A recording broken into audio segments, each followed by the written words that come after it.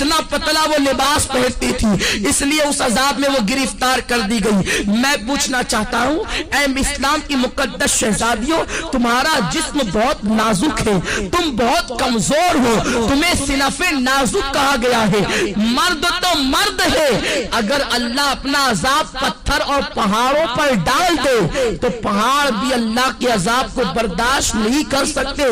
میری بہنوں، تم اللہ کے عذاب کو کیسے برداشت کر سکو گی؟ تمہارا یہ نازک وجود اللہ کے عذاب کو کس قدر برداشت کرنے کی طاقت رکھتا ہے؟ ذرا سوچو تو صحیح۔ آج تم اپنے حسن کی نمائش کر رہی ہو، آج تم باریک اور پتلے کپڑے پہن کر کے اپنے حسن کو دنیا کے سامنے ظاہر کر رہی ہو۔ کیا تمہیں ڈر نہیں لگتا یہ تمہارا حسن زیادہ دن تک تمہارے پاس نہ رہ سکے گا؟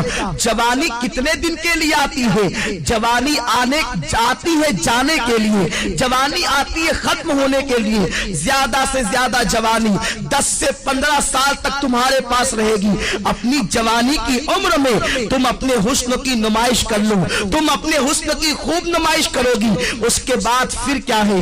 جس حسن کی تم نمائش کر رہی ہو، یہ نمائش تمہارا کرنا اسی تمہارے خوبصورت چہرے کو کبھی قبر کے کیڑے کھائیں گے، کبھی قبر کی مٹی کھائے گی۔ اپنی بڑی بڑی آنکھوں میں کاجل لگا کر، اپنی خوبصورت آنکھوں میں کاجل لگا کر بار بار آئینوں کو دیکھتی ہو اور بار بار عورتوں پہ فخر محسوس کرتی ہو کہ میری آنکھیں اتنی خوبصورت ہے، میرا چہرہ اتنا خوبصورت ہے۔ ارے نادانو، تمہارے خوبصورت چہرے کی حقیقت کیا ہے؟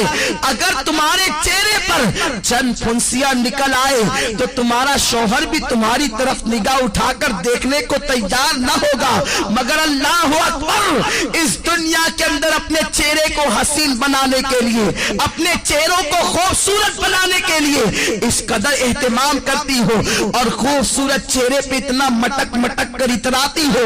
یہ تمہارا خوبصورت چہرہ قبر کے اندر 3 دن کے اندر بگڑ جائے گا، 3 دن کے اندر اسے قبر کے کیڑے کھائیں گے۔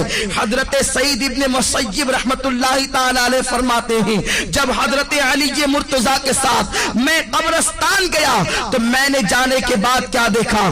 علی مرتضیٰ نے قبر والوں کو سلام کیا اور سلام کرنے کے بعد پوچھا، اے قبر والوں، تمہارا کیا حال ہے؟ تمہاری کیا کیفیت ہے؟ تو ایک قبر سے آواز آئی، علی کیا پوچھتے ہو؟ جس خوبصورت بالوں کو ہم دن میں کئی مرتبہ سوارتے تھے وہ بال ہماری کھوپڑیوں سے جھڑ چکے ہیں۔ اے علی کے مرتضیٰ، جن آنکھوں پر ہم بہت فخر کرتے تھے وہ آنکھوں کے گودے